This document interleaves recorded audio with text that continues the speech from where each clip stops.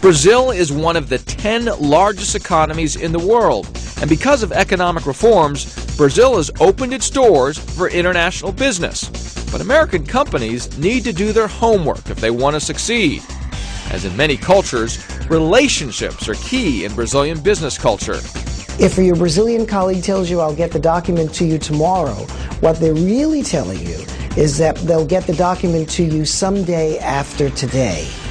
And your ability to really understand what day that's going to be is going to be dependent upon your relationship with that individual. Building close personal working relationships in all Latin-based cultures is absolutely critical. Another important tip, time is relative. American concepts of time, deadlines, punctuality, agendas need to be flexible in Brazil. So if you schedule a meeting for 10 a.m., people might not really show up until a few minutes later or many minutes later. And when they do show up, talking about business is not the first thing on the agenda.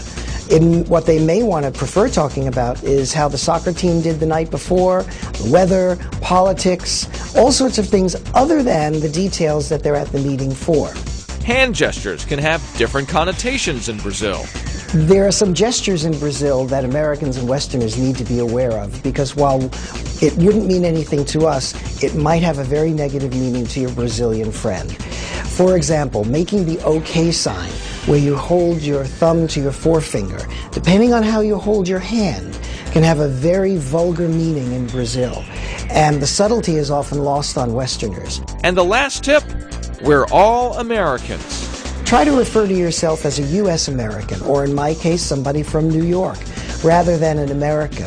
And I would say this is a good thing to do throughout all of Latin America, because remember, everybody who lives in the Americas, in South America, in Mexico, in Central America, and in North America, is an American.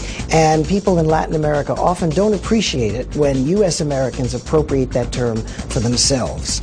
For HLN, I'm Richard Louie.